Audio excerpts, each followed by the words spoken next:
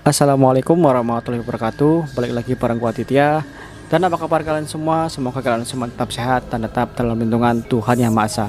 Kali ini gua kembali hadir membawakan sebuah cerita baru. Ini bisa dibilang cerita pendek lagi ya, cerita pendek horor. Dan buat kalian yang baru menemukan channel ini, silahkan klik tombol subscribe di bawah teman-teman. Dan juga nyalakan loncengnya agar kalian tidak ketinggalan ketika channel ini upload video baru. Dan seperti apakah cerita pada episode kali ini? Tanpa berlama-lama, langsung saja kita masuk ke ceritanya. Sebelum mendengarkan cerita ini, alangkah lebih baiknya jika kita membaca basmalah terlebih dahulu. Bismillahirrohmanirrohim. Dibonceng ojek hantu. Peristiwa ini terjadi 1 tahun yang lalu. Sebut saja namanya Mbak Tri. Sebagai orang desa, pilihan kerja kalau nggak jadi petani ya biasanya merantau ke kota besar. Nah, yang kedua ini menjadi pilihan Mbak Tri. Mbak Tri merantau untuk bekerja di Surabaya sebagai pembantu rumah tangga. Setelah kerja selama 2-3 tahun, Mbak Tri belum pernah pulang ke desanya, yaitu Desa Sambong, Kecamatan Sedan, Rembang, Jawa Tengah.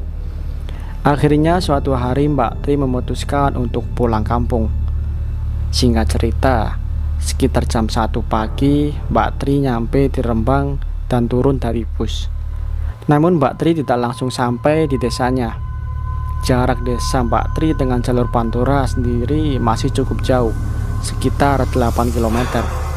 Karena waktu itu masih malam, akhirnya Mbak Tri mencari tukang ojek yang memang sering mangkal malam di sekitar pertigaan Pandangan, tempat Mbak Tri turun dari bus.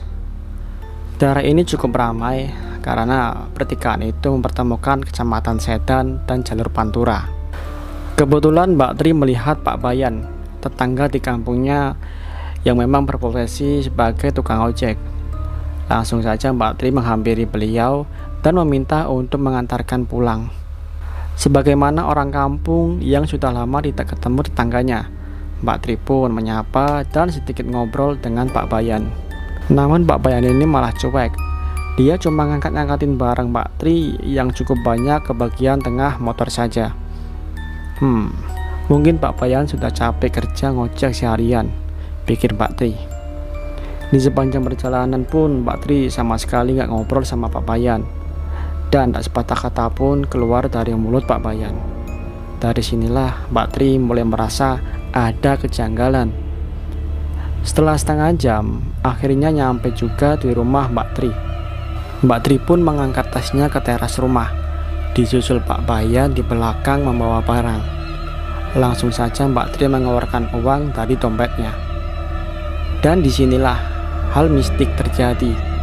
Saat Mbak Tri ingin membalikkan badan untuk ngasih ongkos ojek ke Pak Bayan, tiba-tiba sosok Pak Bayan berubah menyeramkan. Mukanya berubah menjadi merah menyala. Tiba-tiba angin bertiup kencang dan sosok Pak Bayan menghilang begitu saja berikut dengan motornya. Antara rasa capek dan syok, Mbak Tri pun hanya terpana menggigil dan segera masuk ke dalam rumahnya. Esok paginya Mbak Tri masih bingung dan syok dengan kejadian tadi malam. Apa sih yang sebenarnya terjadi malam itu? Meskipun begitu, Mbak Tri merasa masih berhutang uang ojek pada Pak Bayan, sehingga Mbak Tri memutuskan pergi ke rumah Pak Bayan buat bayar uang ojek. Disinilah kejadian semalam terkuak. Saat sampai di rumah Pak Bayan, Mbak Tri ditemui oleh keluarga Pak Bayan. Dan alangkah kagetnya Mbak Tri ketika diceritakan bahwa sebenarnya Pak Bayan sudah meninggal seminggu yang lalu. Jadi, siapa sebenarnya tukang ojek tadi malam yang dinaiki Mbak Tri? Dan jarak 8 kilo perjalanan itu Mbak Tri bersama siapa dan naik apa? Kejadian ini akhirnya membuat heboh warga desa Sambong, bahkan sampai ke desa-desa tetangga lainnya. Siapapun itu, kodam atau jin, Mbak Tri tetap merasa berterima kasih karena telah diantarkan sampai ke rumahnya dengan sehat walafiat, dan barang-barangnya pun utuh, tidak ada yang hilang. Gimana teman-teman menurut kalian?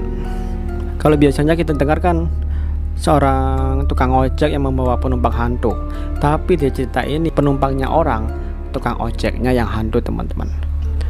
Dimanapun kita berada, sudah sepatutnya kita saling menghormati dan tidak mengganggu satu sama lain. Jaga perkataan, jaga perbuatan. Sampai jumpa di cerita selanjutnya.